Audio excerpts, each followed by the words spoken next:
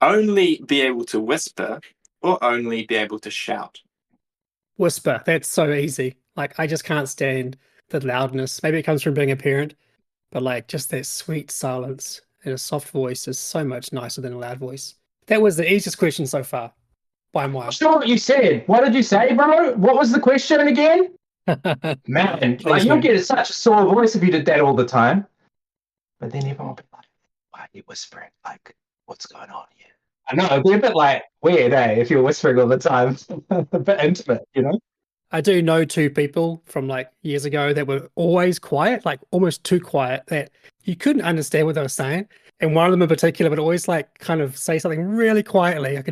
Couldn't hear what he was saying. And then he'd laugh like he'd made a joke. I had to laugh along because I had no idea what he was saying, but like, it's probably funny. I'll just laugh anyway to make you feel better. I totally agree with Shem. Like, whispering would be a lot better. Like, I think it's the better answer. And I know these are supposed to be subjective, but if I'm honest, like, I'm already someone who kind of is on the verge of shouting all the time anyway. So, like, actually, the shouting part wouldn't be too different from my reality, you know? Like, and the people around me will be like, bro, you're talking a bit loud. Are you sure you want to be talking that loud? Inside voices, man. Isn't it true that like actually whispering hurts your voice? Like, I don't know. Scientifically, which one is worse for your voice? Because I'm pretty sure whispering's not great for your voice either. I have no idea. But how quiet are you whispering? Like almost inaudible? Well, I think a whisper is technically like when you're not, I don't know what the word is for it, but it's like using your voice box in a completely different way. Like not using your diaphragm, basically. Your head voice. Both singers. And so is that the same idea behind falsetto? Is that what falsetto is as well, or not? I think essentially it's probably some blurry lines there, but yeah, using your diaphragm as your real voice, your proper voice, and then singing falsettos, not using your diaphragm. Well, it is, I guess it still is, but it's using more of your head voice, the top of your voice, rather than singing from your gut. Yeah. But do you think it'll be a little bit weird, like, you know, you're at a restaurant or whatever, and the waiter's like, what would you like? And you're like, come here, come here. And you just like whisper in there, I would like eggs Benedict, thanks, and no mayonnaise. Is that okay? Definitely creepy. But what if you're yelling at them though? No, no, at least like I don't know, man. Like at least I think the person that shouts is a little less weird. It's a little more annoying for sure, but I don't know. I'm like, whoa, calm down, stop yelling at me.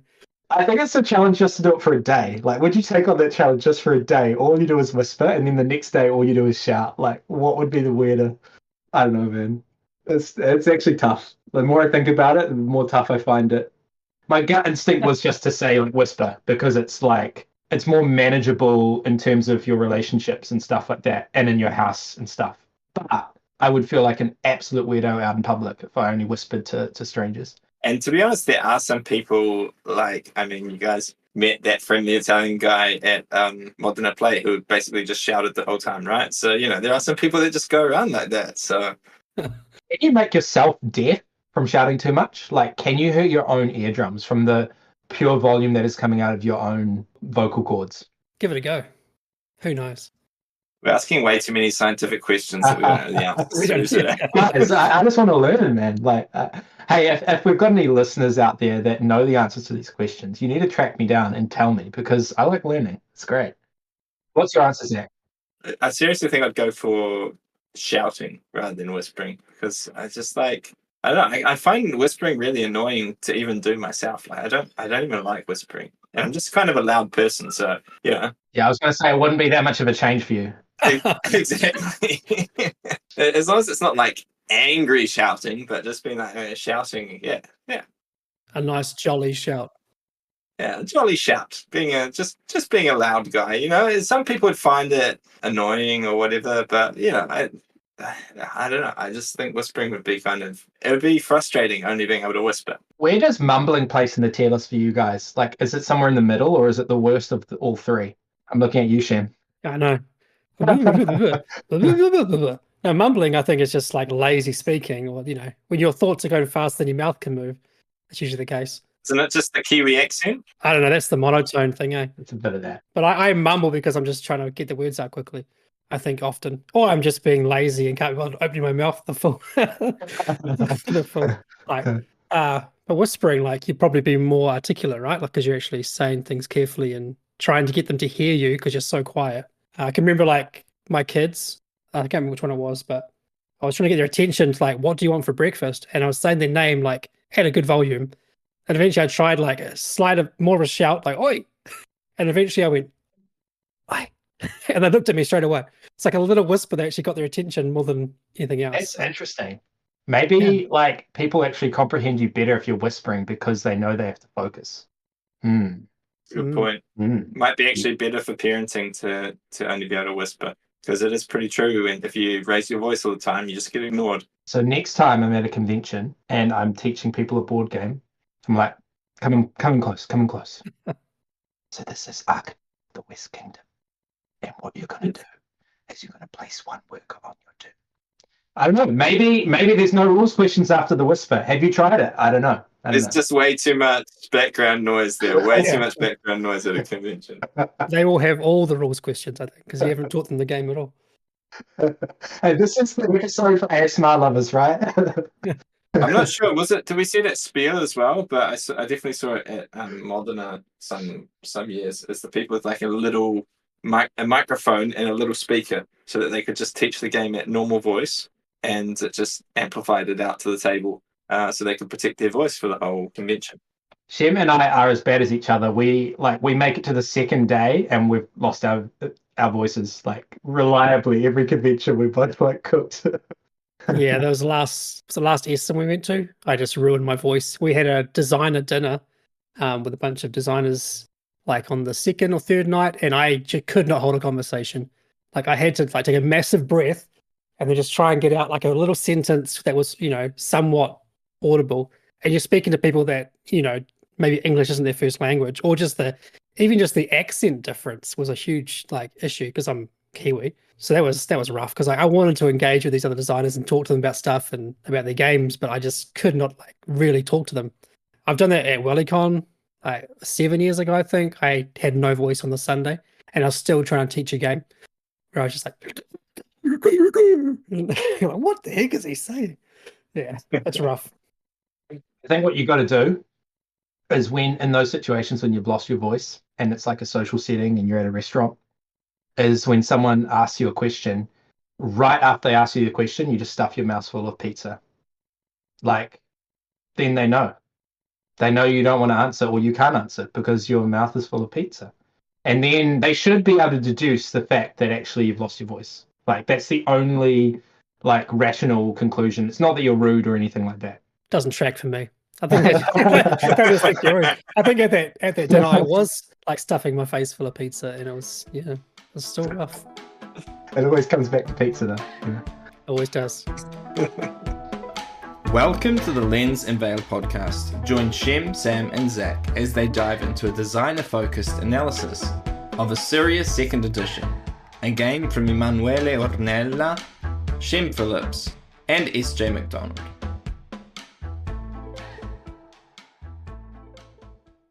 So, guys, today we are going to discuss an upcoming Garphill release called Assyria Second Edition. So, how did this come about? Because Garphill hasn't ever done a second edition of a non-Garphill game before. So, I was scouring through Board Game Geek looking for ancient games from, I don't think it was like 10 to 15 years ago, or ancient or medieval themes that might be worthy of a redesign, redevelopment, re-release, that kind of thing. So I was just looking through them, searching on BGG, and I got to about 20 games, I think. Games that I had not played, that I thought could have potential. And then it was like a few days of reading rulebooks, trying some games on Board Game Arena or TTS, or watching review videos, that kind of thing, and just crossing some off the list. Or actually, I think almost half of them already had new versions. That was the other thing as well. So this has happened a lot in the recent years, like 5 to 10 years. There's been a lot of old games coming back, right? Like we've seen it with Metropolis was one recently, seen it with tons of games getting redone, even like just new versions, like new updated artwork for like Castles of Burgundy and that kind of thing. But I was quite keen to find a game that was good, but not great, basically, that Sam and I can have some fun kind of redeveloping, just for like a new thing to do for Garphill, but also like a new challenge for us as designers and developers, and to work with a designer that we haven't worked with before.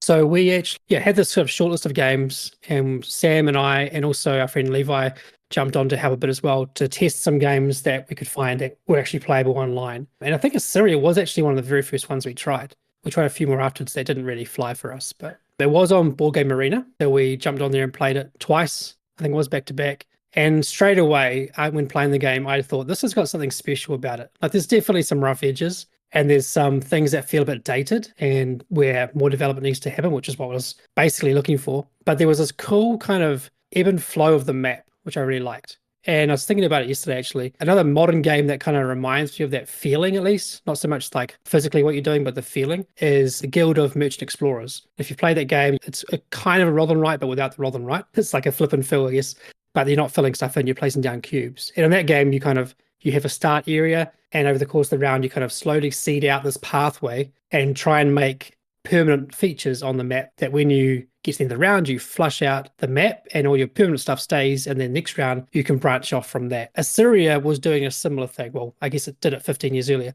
but there's a thing where you kind of spread out a bit, you try and get a foothold in some areas of the map, but then the floods happen and you lose a lot of progress. Or if you just can't feed your huts, they just get removed. So you're spreading out, things are disappearing. And what I liked about it was that in most kind of map type games, you kind of get hunkered down in your corner and you stay there. You might spread out a bit and you might attack or whatever it might be in those kind of more area control games. In this game, you do have one starting spot that you will never lose, but how you spread out and gain that more permanence on the map will change a lot game to game and also just during the game, which was really special. It had a good core loop to the game of sort of drafting these food cards, trying to expand on the map, feeding your huts, then taking actions with these camels that you've gained during that round, and sort of building up your map presence essentially.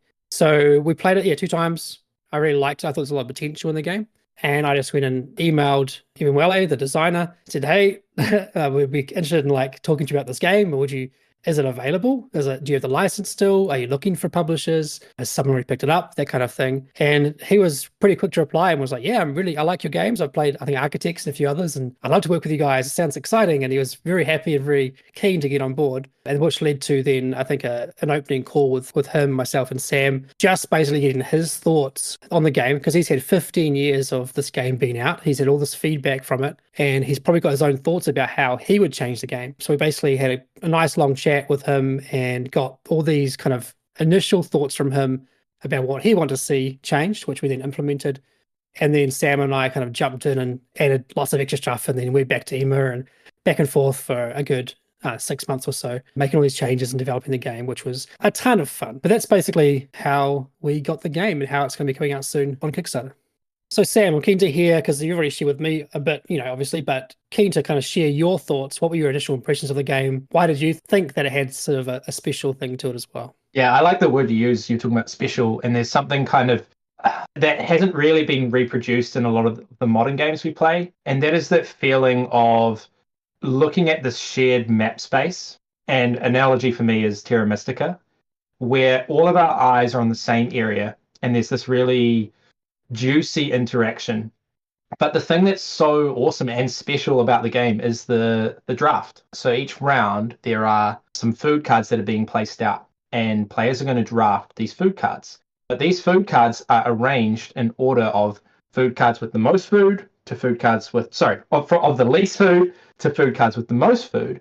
If you draft the food cards with the least food, you will get to go first in the next phases. And the design leans into the fact that going first is good. Now, this can be frustrating in games where going first is like one of these sub-actions that you could opt for, like a worker placement game. Or it can be frustrating sometimes when the turn order just goes around clockwise, and when first player really, really matters. That's dumb. But when it's part of the draft, when it's an actual consideration, like I could go last and get all of this food, and then someone could yoink all of the spots that use that food before me because I went last because I was greedy, that is a delicious decision. And just that core loop of the game alone, I think, was fantastic. And it was a platform that I thought really deserved to be built on and rediscovered by people.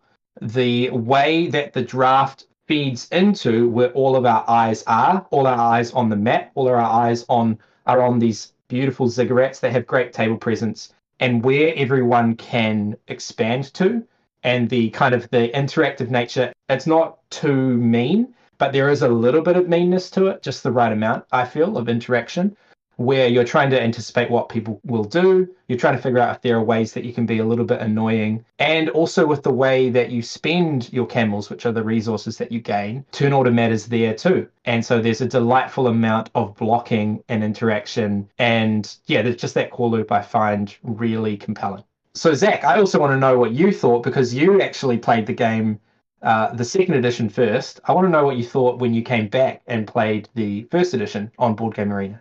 Yeah, so I played the second edition, probably not the completed version. It was partway done. The first time I played it, you guys were still developing it a little bit, and I really enjoyed it. I mean, you guys know that I enjoy games that have a lot of interaction. So when Garphill does Euros that are more interactive, I'm happy about it. So I was excited about that. So we went back and played a few days ago, actually, the original on BGA again, just to kind of refresh for this podcast. And for me, it was the first time playing the original. And yeah, like it was like playing a worse version of the second edition, not to be mean, but obviously the game is 15 years old now. And, you know, some of those sharp edges showed through, where I think over the last 15 years, certain designs have built on top of one another and certain mechanics have been polished in a way that maybe they weren't a number of years ago. And so, yeah, I appreciate the fact, for example, in the auction, in the original, there wasn't the ability to like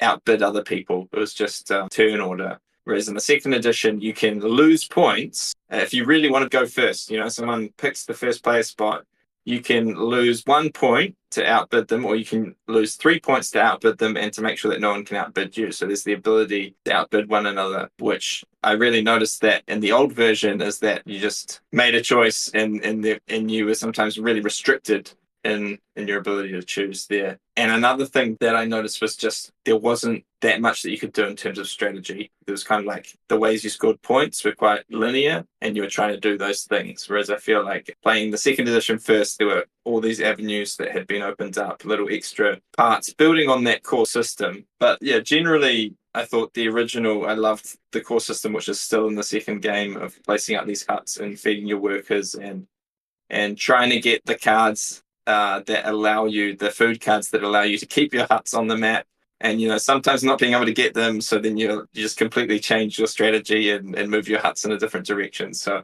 that kind of core thing that makes the game special is still there from the original to the second edition. Yeah, so we're going to deep dive into a lot of the changes that we made to the game, and you know, problems that were in the original game, and also other things that we wanted to add because they're cool. But before we do that, I just have a random question, maybe just for Shem. So a question that I wondered was like, so clearly we've touched a lot of different areas of this game, and we've tweaked a lot of different things in different areas hopefully without changing the core loop, I feel.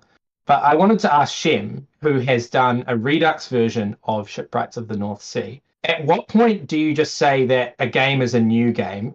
And at what point could you call it a second edition? Like, how many changes would you need to make to just call it a new game? And did you consider doing that for Assyria? Yeah, it's definitely a fine line to walk, I think. Like Shipwrights versus Shipwrights Redux, they're two different games, like very different.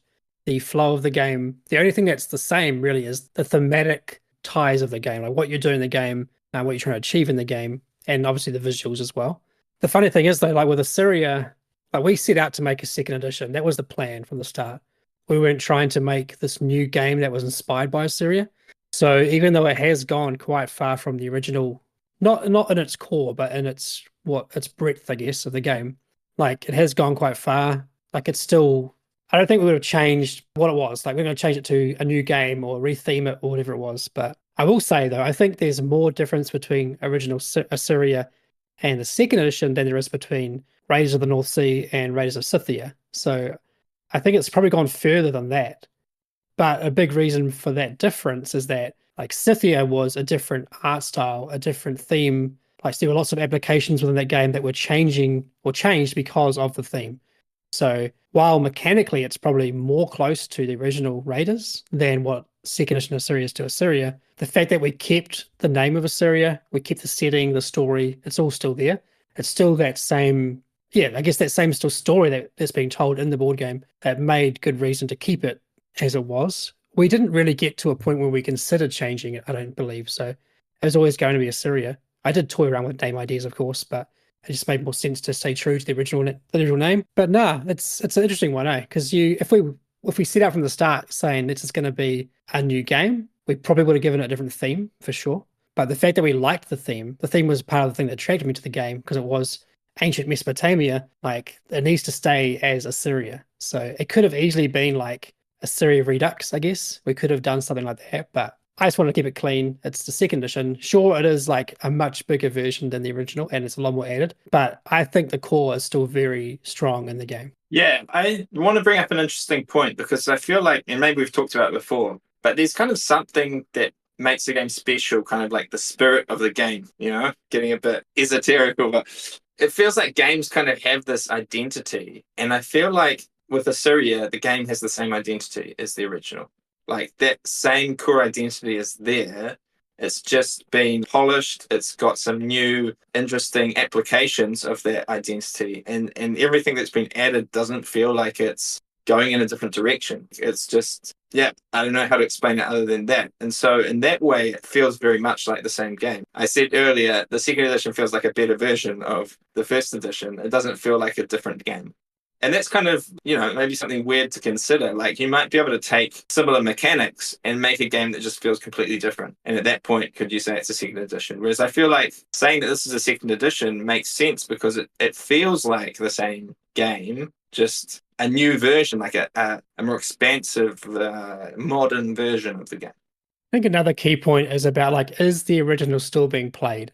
That's a real important factor. So in, say, a game like Terra Mystica, like, that's still loved and being played. So when Gaia Project comes out, it's a different game, right? Because the people still love the original and it still exists and it's still being played. So the new Gaia Project is a different game, even though it's very much that core game still there, with extra stuff, of course.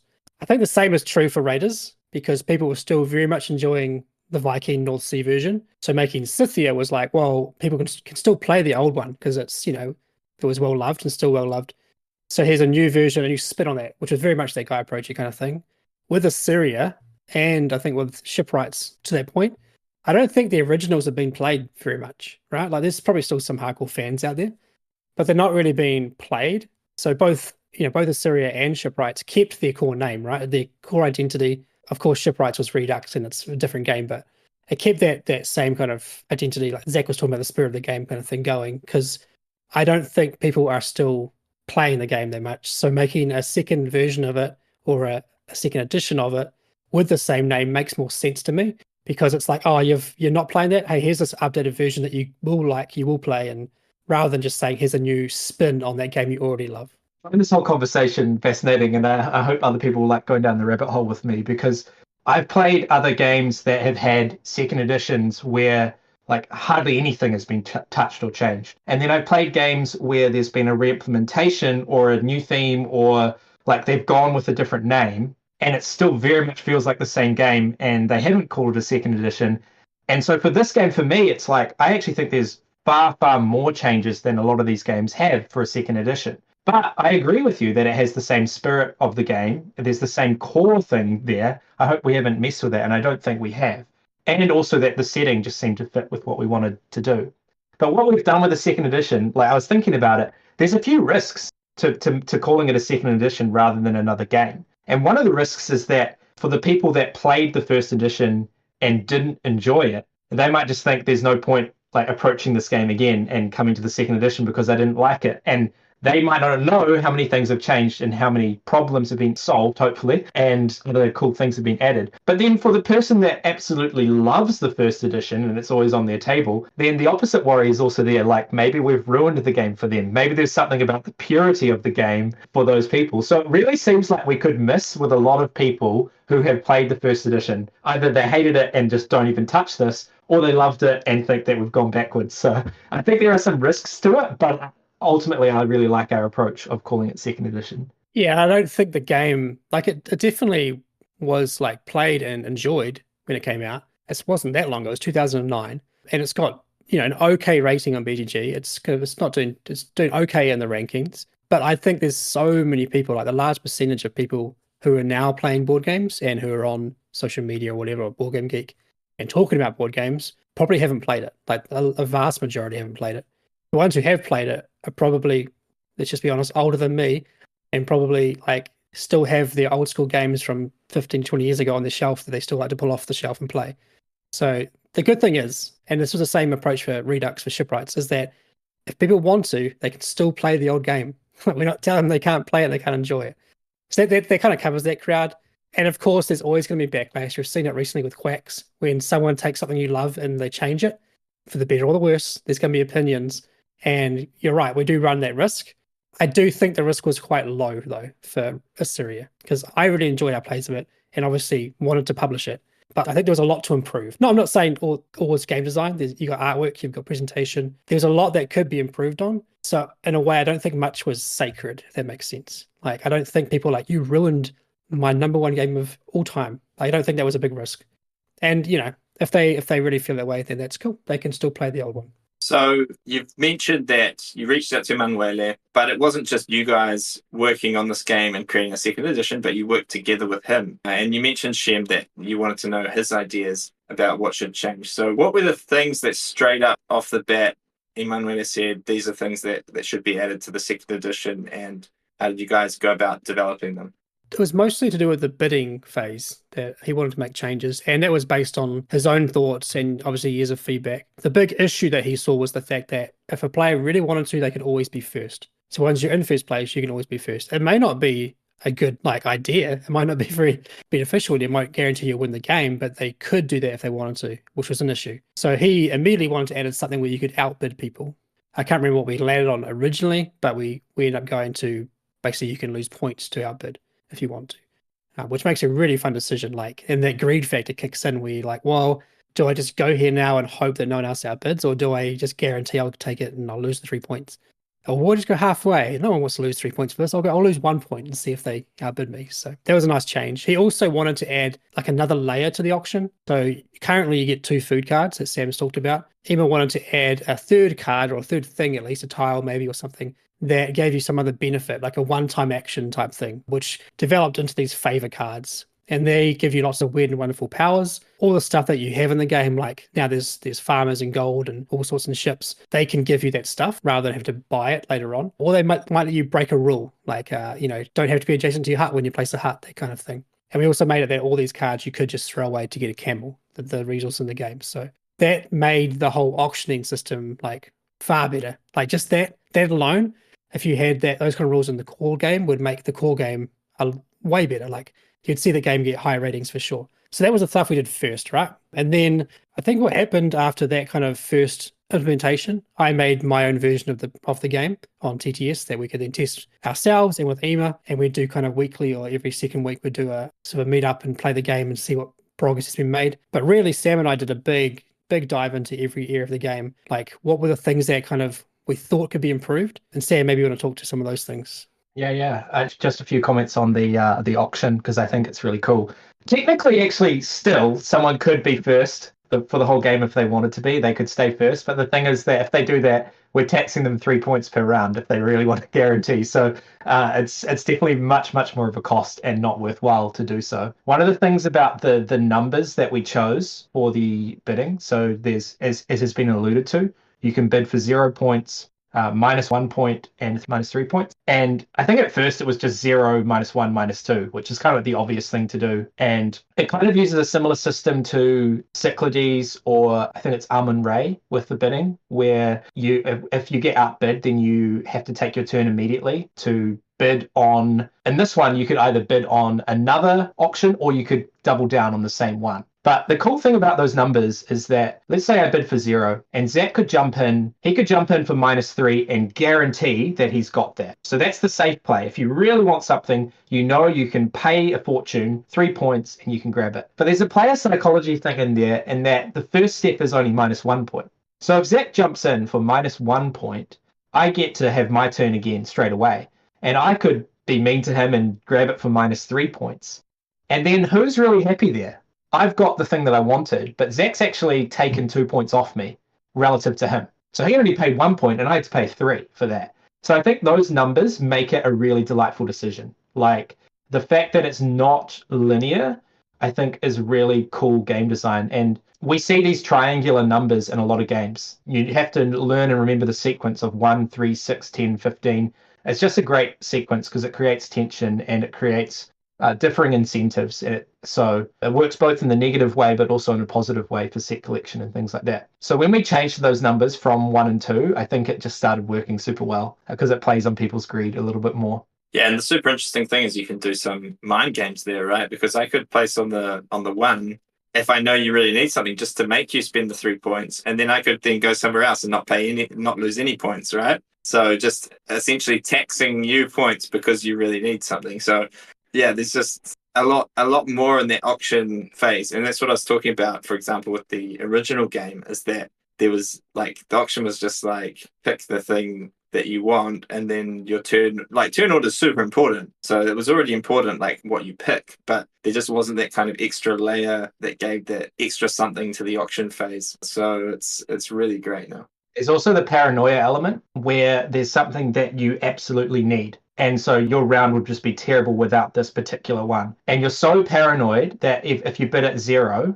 or even at -1, that someone will jump in at -3 and you have no right of response, that it's gone. And so sometimes you just go in to secure it at -3. And then if you're mean to yourself, you ask people, hey guys, would you have gone for that? And when they all say no, you're like, I just lost 3 points for nothing. But then inevitably, if you didn't do it, they would have actually taken it. So I think that kind of thing is really cool where you tell a player, if you really want something, here, you can have it. You can make sure that you've got it.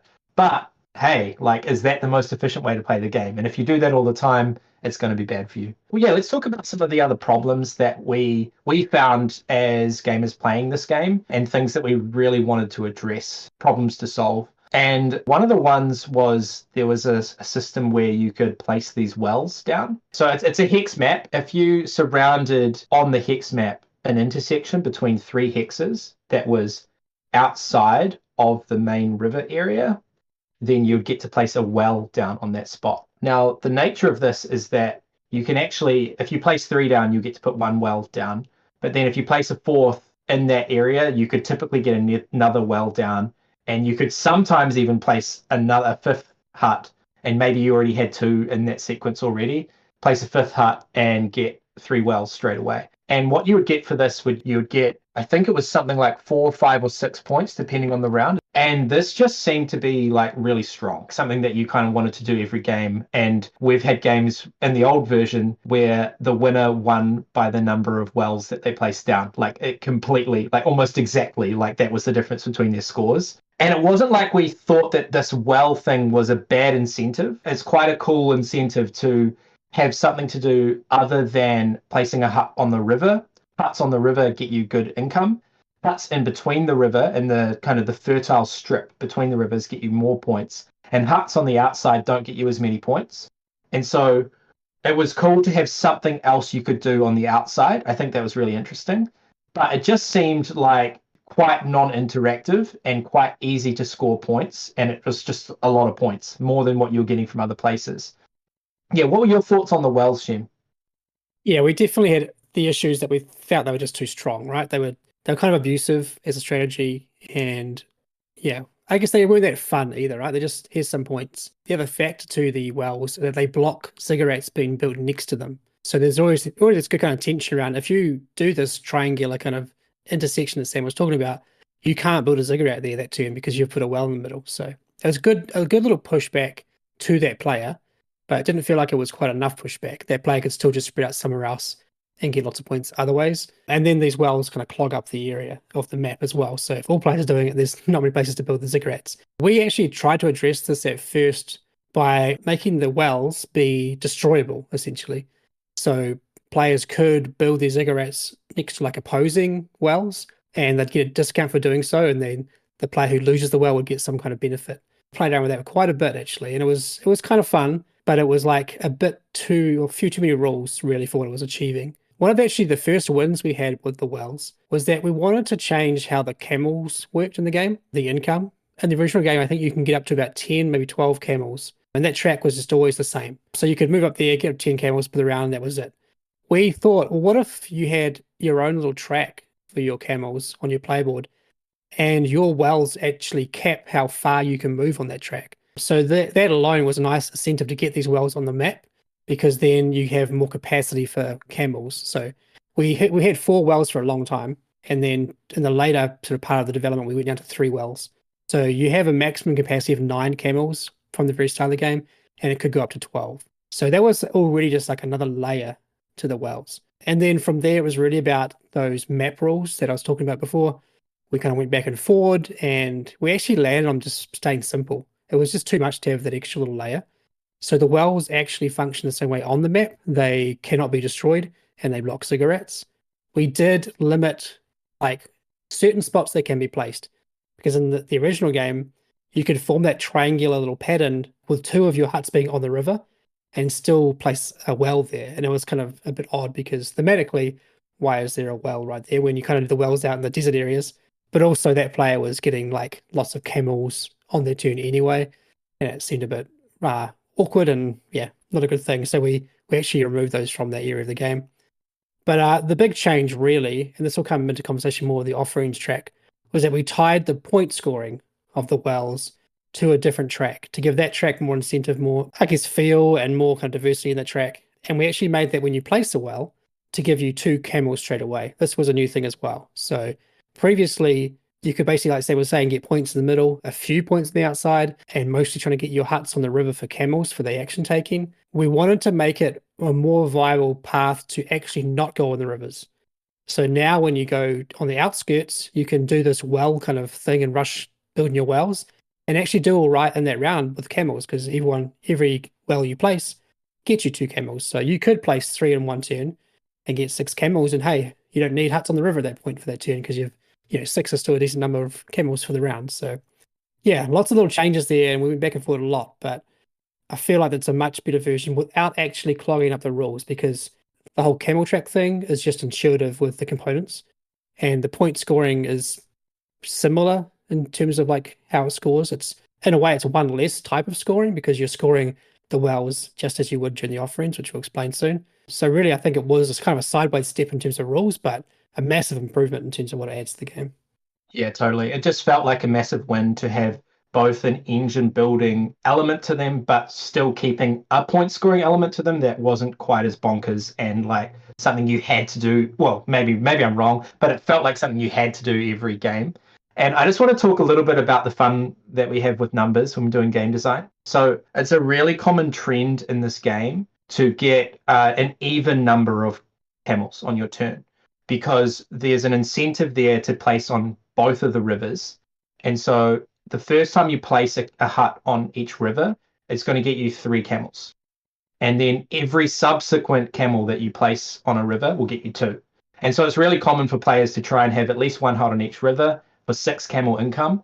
And then everything else is just going to be addition of 2 camels. So they might have 6, they might have 8, they might have 10. And so when we made the starting amount of camels 9, it's just that great bit of player agency and tension for people where, hey, I'm getting 8 camels right now. If I place another hut on the river, I'm only getting 9 because I'm not allowed to have 10 right now. So that's reinforcing people, hey, these hut things are good. It's going to mean that I can get full income. But then the thought is like, actually, do I want to place a hut here that's only going to get me 1 camel? Or do I just place it somewhere else and not get the max income and only take 8 and get more points?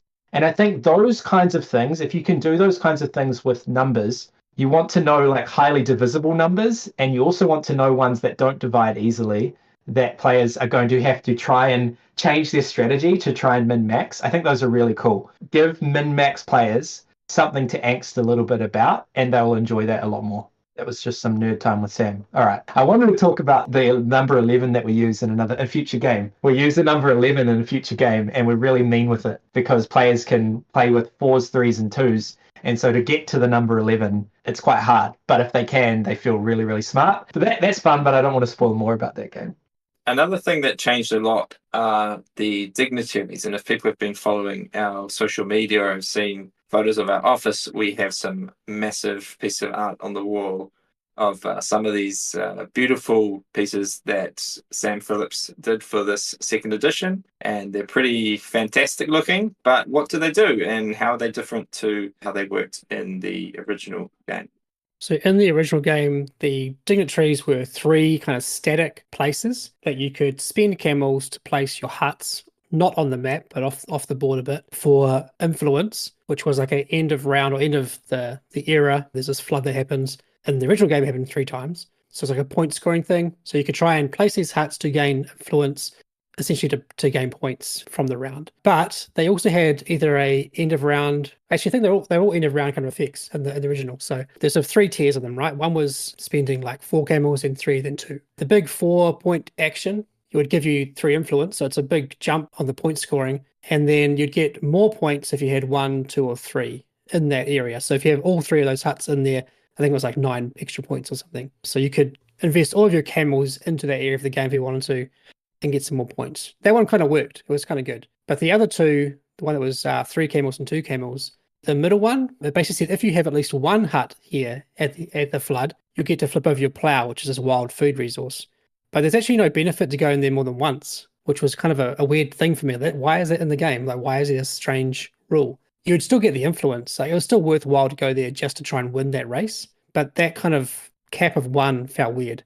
And the lowest one, which cost you 2 camels, gave you 1 influence. That just said that for every 2 that you had there, you would get a camel for the next round.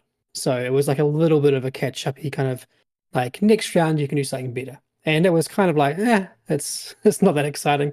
So we really wanted to redo this whole area of the game because like the action taking for what you were doing was cool. Like the way you would spend your camels in a different space was cool. But what you actually were getting from it, we felt was a bit lackluster. And we thought that that's probably the one area of the game that probably did change the most because we really this is like expansion material almost. We really put in a lot. So thematically, we went away from dignitaries, which was basically, in a way, like tributing to the nobles of Assyria. And we thought, let's bring in some other ancient civilizations that were around Assyria. And these dignitaries then became these civilizations. So I think we started with just 3 as well. And we gave them more interesting powers, but they were immediate effects. I think we had one still to score points for a long time, but they all had immediate effects as well. So that going there wasn't like this delayed effect of getting something. It was like, oh, I go here now, I get this thing straight away. And you can then chain and do more things. And eventually we got into this thing of like, actually, let's do lots of these things and they're boards and they can cycle up. So every round, the top one disappears, the 2 slide up and a new one comes in. And where they're positioned matters for the effects you get. But it really just brought in way more theme and way more kind of like feel to the game, I think, really. And this changing kind of tactical look of where things are and what's available. The other big change to this, though, was with how you actually take the action, essentially. Because previously you were placing your huts onto this area, and you did have a limited number of huts. So if you went too heavy into this area, you were kind of screwed on the map a little bit. When it comes time to gain some huts for the next round, you actually couldn't get what you needed, which was, I guess it was an original tension of the game. It probably was something that was meant to be considered, and it was kind of good in that space, but we didn't feel like it was necessary for this version of the game. So what we ended up doing was introducing a new resource to the game, which is gold, and there's now a way to gain gold, and then taking this action requires you to spend camels, and then also have a piece of gold or a ship, which is like another late kind of thing we did, to then tribute to one of these civilizations. You would gain the influence straight away, which was on a track, rather than just being like calculated at the end of the round. And that track has lots of things going on, little bonuses along the way, and you get a variety of different kind of immediate effects when you do that. There's a lot to unpack here, I think, Sam. So as Shem has alluded to, not only were we just solving problems, but also we just added stuff that we thought was cool. Like it was stuff that wasn't necessarily flawed with the base game, but just some more modern sensibilities, more exciting bonuses and things that players can get in these modern style games without detracting from the spirit of the game like we've been talking about, where our eyes are focused on the map, how we want to expand, and how we're going to draft these food cards. So all of that remained untouched. But I think perhaps, as well as the dignitaries and the civilizations that we add that provided a little bit of variety and provided a lot of space for cool art and some character art from Sam, perhaps the change that I'm most excited about is the player board and the way that players can pick a path and make different paths more powerful based on which ziggurats they choose to unlock. So in the base game, the players don't have player boards, but they do have 4 ziggurats that they can build on the map. We've stuck with that number of 4 ziggurats that you can build, but you essentially have a little tech tree for each of these 4 ziggurats that you can build, and they are making an action more powerful for you based on which ones you choose to unlock. So one of them is about buying cards from the market that haven't been drafted. One of them is about buying gold and getting a better exchange rate for buying gold. One of them is about offerings.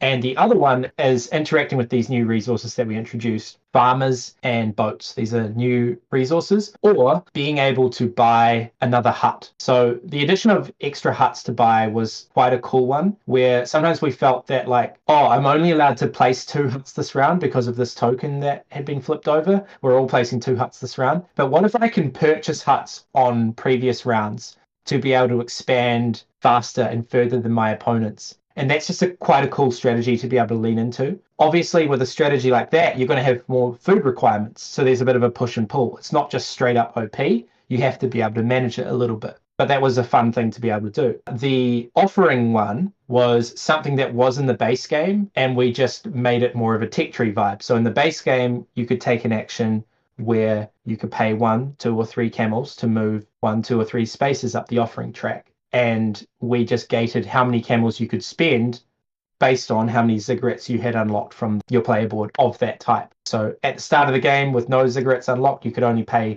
1 camel to advance 1 space on the track. As you unlock more levels of ziggurats, then you can do more of that on your turn. Not only is there up and down a vertical benefit, but there's also a horizontal benefit for unlocking these ziggurats. So the first one is 7 camels, and then once you've unlocked 1 from that level, then you've got a discount of 1 of all other ziggurats from that level. So you can do a wide strat. The next one's 6, the next one's 5, and the last one's 4. So you can do a wide strat and build a bunch of ziggurats, or you can do a tall strat and benefit from that technology that you're developing more. And that's just that delicious 2-way set collection kind of vibe. It's not set collection, but giving players 2 things they could go for, a balanced approach or a lean into one particular avenue approach. And this makes the game, in my opinion, quite replayable, because at the start of the game, I'm thinking about what my initial ziggurat unlock is going to be. And if I can make a strategy focused around that type of action, a viable way to win the game. Or maybe I'm thinking about, actually, all I want to do is build ziggurats, build ziggurats, build ziggurats, and benefit the most from those discounts that come from subsequent unlocks. Another thing we actually introduced in a few areas of the game were more races, which, leads to more interaction, more moments between players trying to outsmart each other and beat each other to a certain spot. Sam's already talked about the offerings track that was in the original game that we kind of just added to. One part of that track that I didn't like in the original was that there was like sort of empty zones of like 2 or 3 spaces that did nothing. So moving 1 camel versus 2 or 3 actually had no difference, which meant that spending that 1 last camel sometimes was pointless. So what we did was we kind of made the offerings track have more identity and more steps for different reasons. And part of that was these races to these top ziggurat pieces. So in the original, there's only 3 levels of ziggurats. We made a 4th level piece, the highest piece, that's like a public piece that anyone can build. But the way these are introduced to the game is through the offerings track. So once a player moves up, I think it's 3-4 spaces, they will hit this physical piece on the board, on the track, which I then pick up and place near the civilizations. And when you place it, you often get a choice of one of 3 rewards, which will be a farmer, a ship, or a piece of gold, depending if that spot's already blocked or not. So there's a reason to rush this offerings track now to get that extra little benefit and choose where this piece goes. The other 2 things, there's already the point scoring from the ziggurats, which we haven't explained, but essentially at the end of the round when the flood happens, depending on how high you're up on that track, you're going to get 0 to 4 points per individual ziggurat site you have. So if you're going wide, like Sam was talking about with like 4 ziggurats, you want to rush up the offerings track because your multiplier is better. But those breakpoints were kind of too far apart. So on the other side of this track, that's where we added in the well scoring. So on different kind of points, different steps along the track, you're going to multiply your wells by 0, 1, 2, or 3 as well. So if you are going to push up the offerings track, and because your ziggurats are getting, placed out, now you're like, oh, actually, to get the most out of this track, I should place some wells down because that's more points. So it added a nice kind of feeling of those things interacting in the game as well. But where you place your wells you can't build ziggurats next to them. So it all becomes a giant puzzle. And that's one of the things we learn from scholars and what we like to do with our tracks. And people have different philosophies and approaches to tracks and stuff. But I like making sure that there's always a reason to stop on each track and always a reason to keep pushing. And so it's like these like divergent breakpoints. Like sometimes you get an extra victory point, sometimes you're getting an immediate bonus, sometimes you're upping a threshold for scoring of some form or another. And we did that in Scholars as well, where it's like, oh, you get an immediate benefit here, but you get a rest bonus here, all those sorts of things. I like that because you encourage players to keep pushing on and that they've got skin in the game, but also that they could decide at some point, no, it's a sunk cost. I'm going to stop here. I've got what I needed out of it and I can pivot to something else. Another race is also tied to those 4 ziggurat pieces is that when they do get placed off that track and onto the civilization boards, they're now available to be built. And the reward they give you and the cost they come with is going to be 2 to 3 camels, and then some kind of random reward is tied to that civilization that's next to it. And that's going to shift round and round. So while there's a piece in there now, the Cimmerians might give you this benefit, but next round it could be the Babylonians that give a different benefit. So when those become available, then 2 players already have a level 3, suddenly there's a race. Like, oh, actually, do I build that now? Or do I go first play this round so that I can get that piece before Sam does? Or do I need more food? And do I go, oh, he won't build that, he doesn't want that, and then try and push my luck and see if I can go later in the turn order for more food.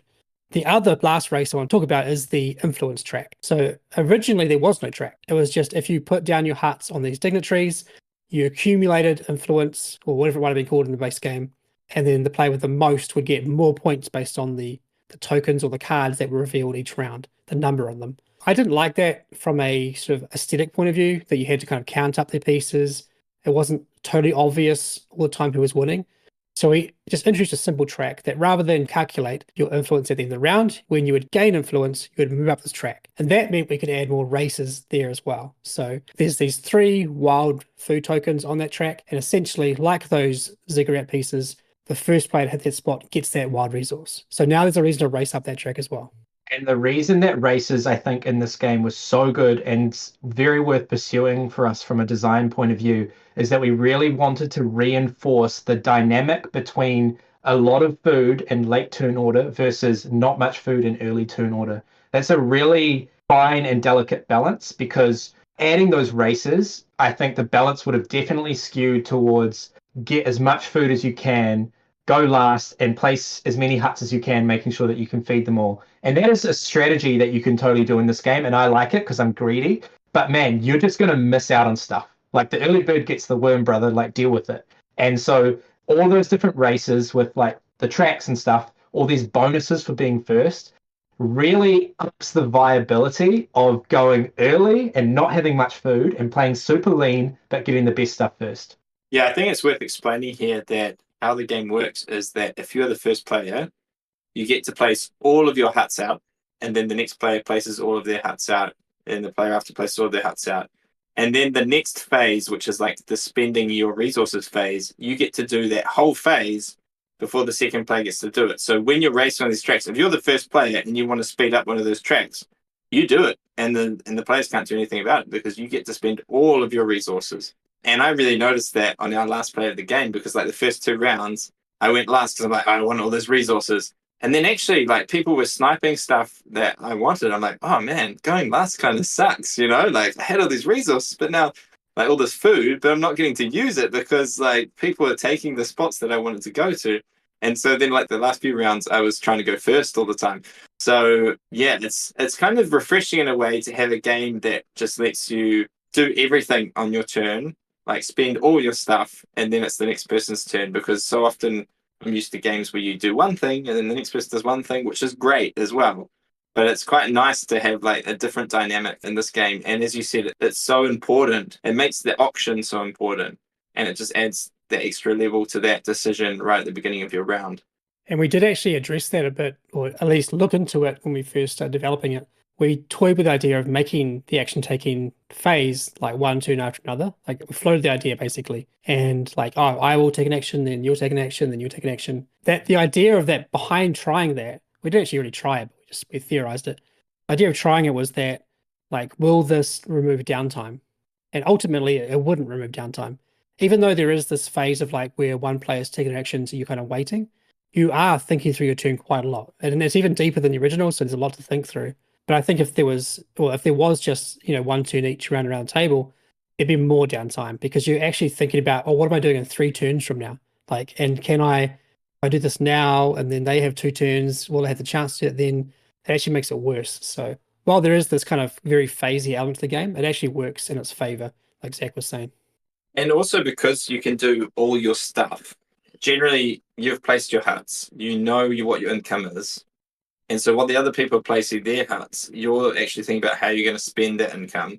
So when it is your turn, generally, unless you kind of stuffed up some calculations in your head, you're just kind of like, I'm going to do this, then do this, then do this, do this, and then I'm done.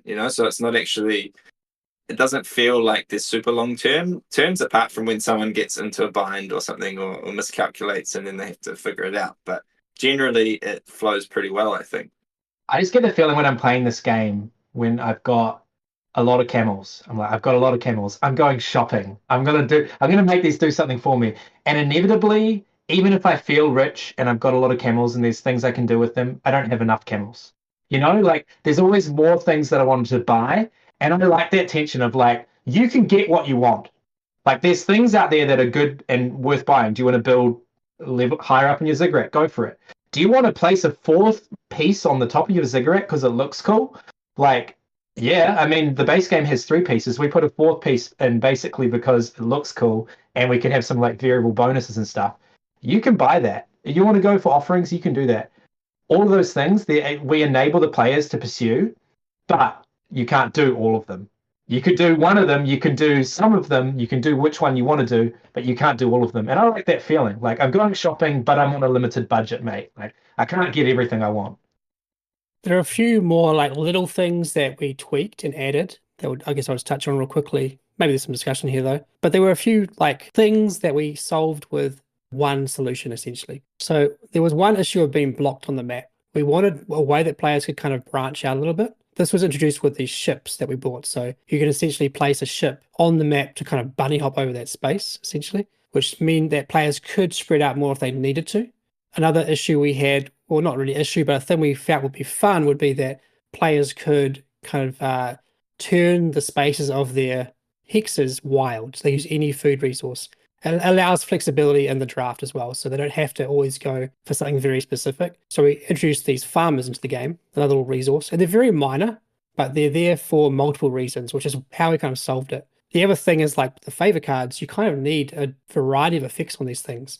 So having more little elements like the ships and the farmers meant that other cards could draw on those civilization bonuses could draw on those. So when I build this ziggurat piece or when I make this tribute, I get a farmer, that kind of stuff. And we made some of the effects actually like use farmers or use ships. And the last thing was like we felt that the ships weren't quite doing enough, so we actually tie them into making those tributes on the civilizations as well. So there's one spot per civ that you can place a ship. And the last little thing really was the plows. And this was actually more of an issue in the base game that we haven't mentioned yet. But in the base game, everyone starts with the plow. This was a tile, I think, in the base game, and that you could flip it. You start with it refreshed. You could flip it to feed one hut, essentially, and then it's face down, or you return it as a card, whatever it was. It was a thing you had one of. And there was an action, I think it was, to spend 2 camels to get a new plow, or to flip your plow back, essentially, so that you could have one next turn. But that was a big cost, and it was just like a better version of a food card, kind of more versatile version of a food card. And we didn't like the restriction that you could only have one. We didn't like the cost of 2 for 1. So really Sam pushed this during development, like he wants 2. I want to have 2. Like 3 for 2 is much better than 2 for 1. So we kind of leaned into this idea of having these tiles that you flip.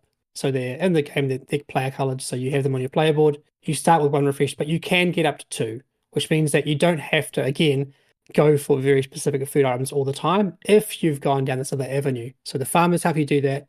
These plows help you do that. But in addition to that, while you can just spend 3 camels as an action to flip both your plows ready to go, there's other little effects on the favor cards, on the ziggurat pieces, on the civilizations that let you flip just 1. So it's another little thing that you can pull on these various effects as well.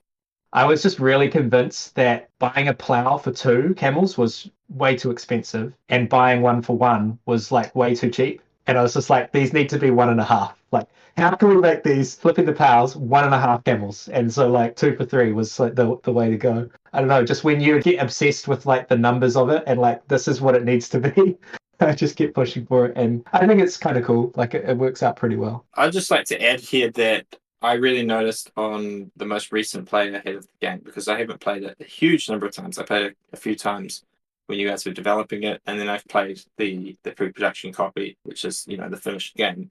I just noticed that these little things actually add way more strategic paths that you can take to victory in kind of like really subtle ways. But the first times I played it, I kind of felt like, oh, there's only a few real main point scoring ways, and you got to try and go after all of those. There's maybe a couple of paths. But then the most recent game we played, Sam's strategy was to try and put down farmers in the middle river area and just keep his huts in the middle of the river until the flood happens, and just get 2 points for each of those huts each round, So there's 3 rounds before the flood happens.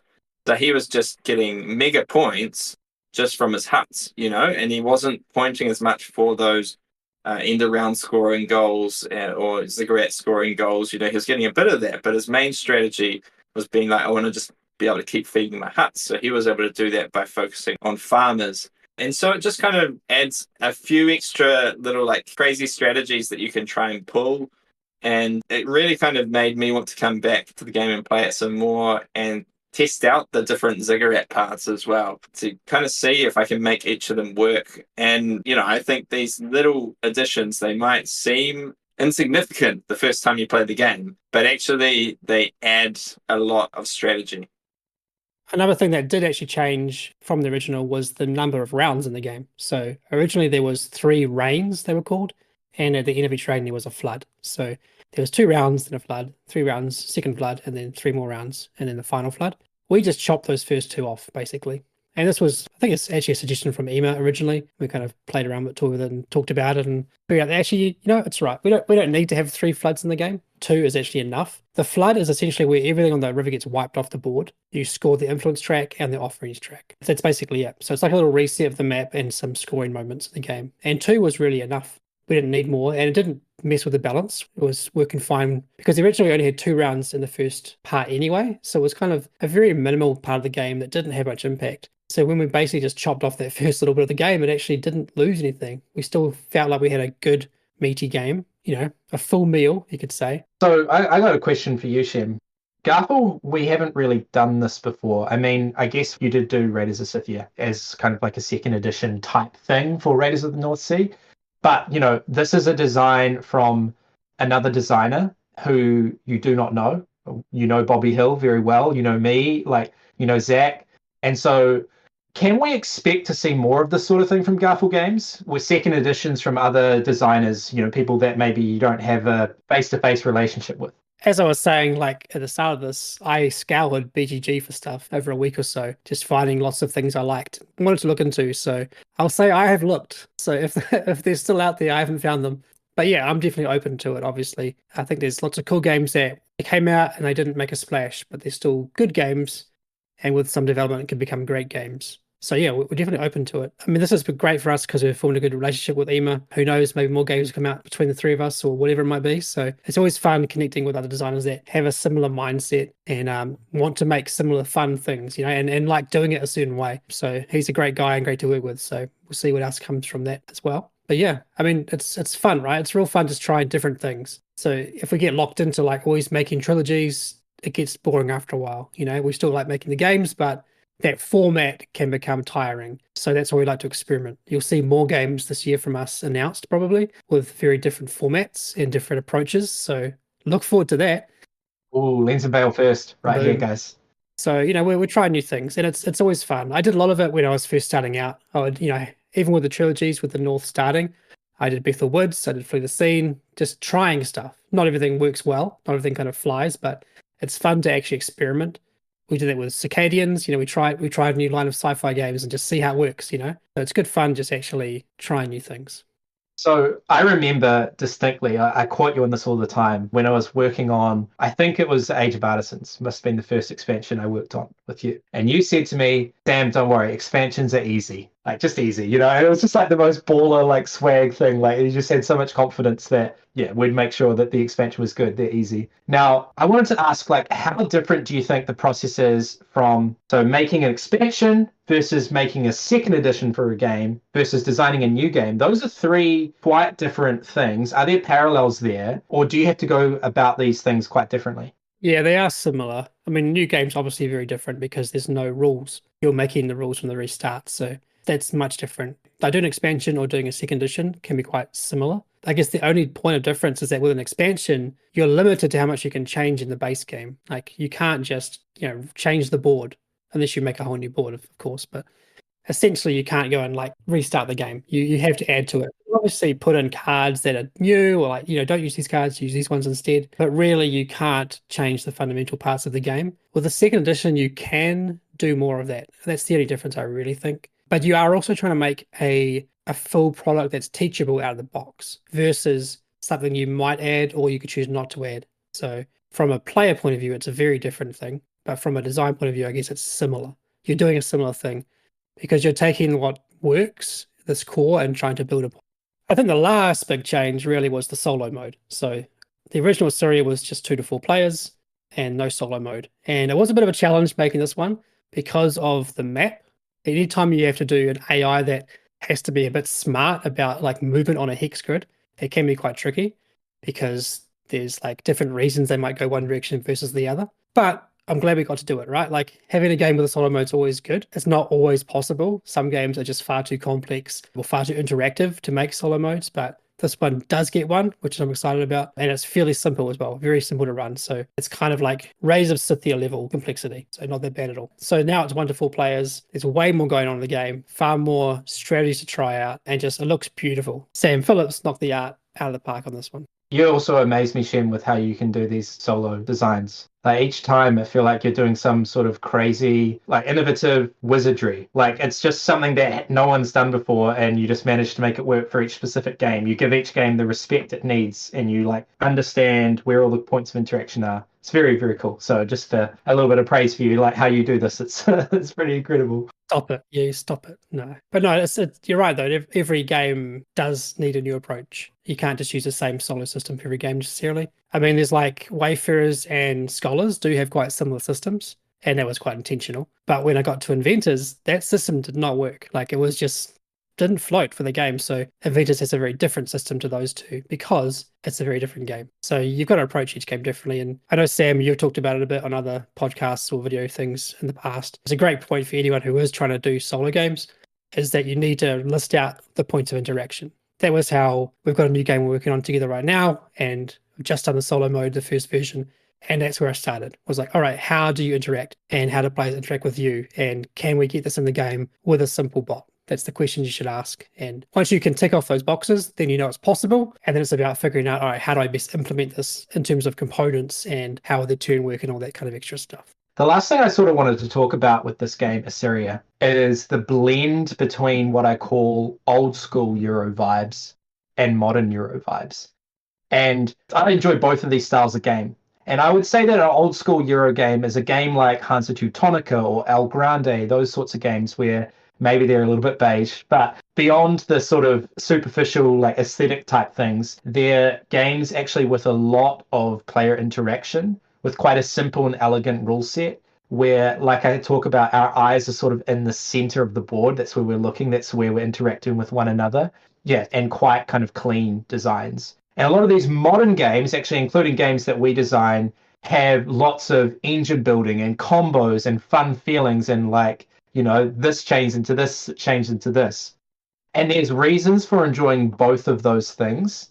And there's also reasons for disliking some of those things as well. And so what I think we tried to do here, and I'm interested in your guys' thoughts as well, was not losing that old school feel. And like we talked about at the start, kind of the spirit of the game. It's an old school Euro game, but it's an old school Euro game in modern clothing, where we've added lots of these little kind of intricacies and nuances and chains and bonuses and different paths to pursue with, I hope, not getting like too carried away with those things as well. What do you guys think? Like, would you land towards this? Would you explain it as an old school game or a modern game, or is it a blend? Like, and which were you wanting it to be? well, which was I wanting it to be? I won't talk to that. Shem will talk to that. But yeah, so I think the thing that makes it feel like an old school Euro is especially the HUD placement. And it's kind of the core, or should I say, there's kind of like 3 core parts to a round. There's the auction, which also makes it feel sort of old school Euro-y, and then the HUD placement, and then maybe the spending part is the part which maybe feels a bit more like a modern Euro.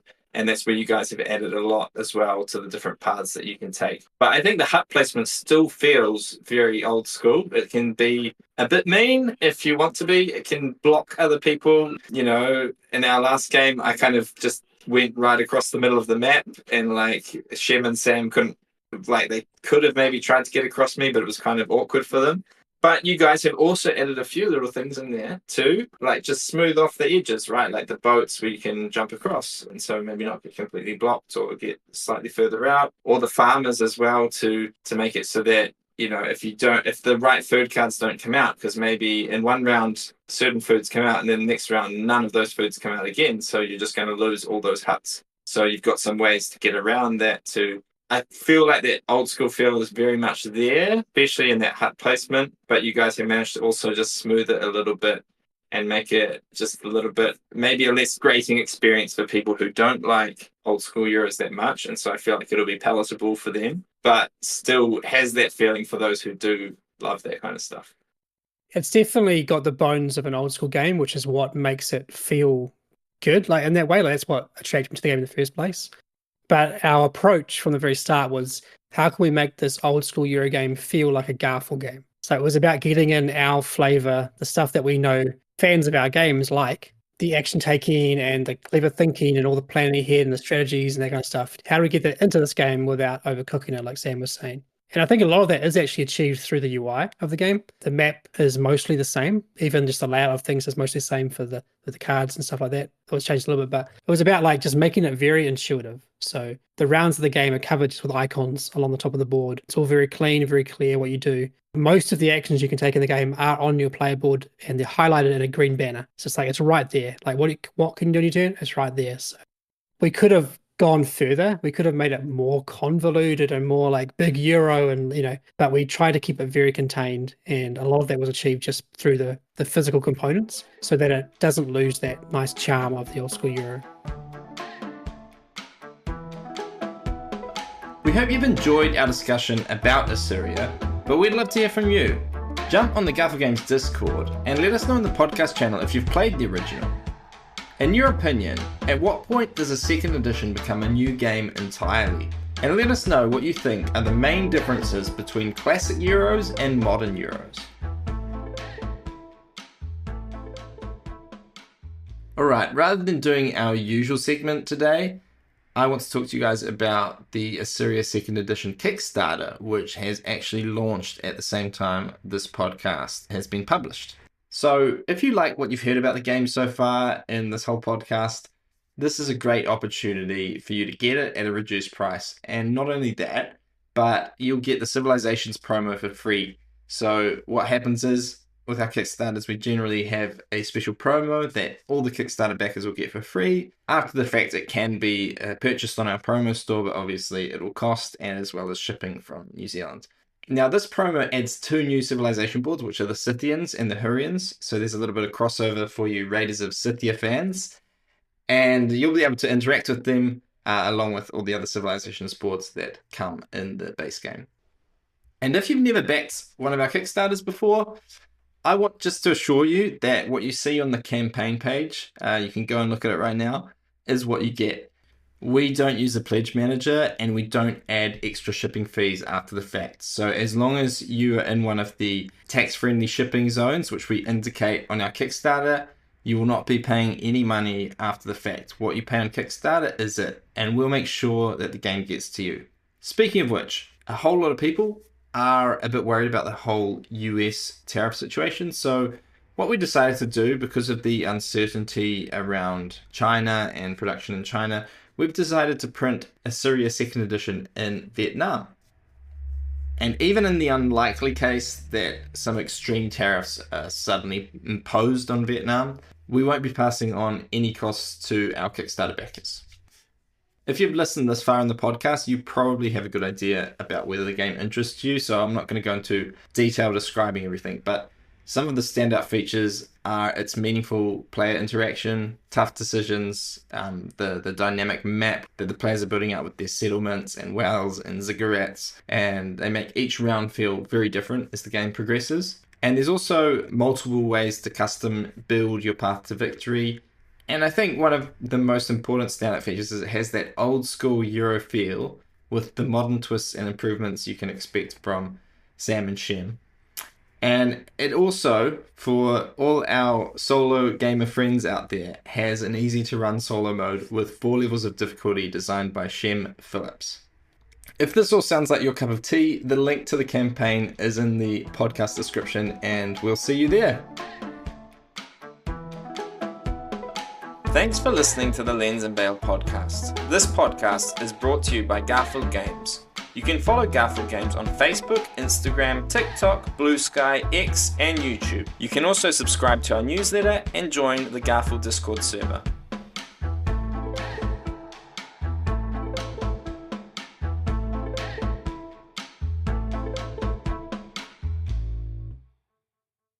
Fantastic ending. Yeah. Sorry, there's going to be a lot of editing for you. Enjoy.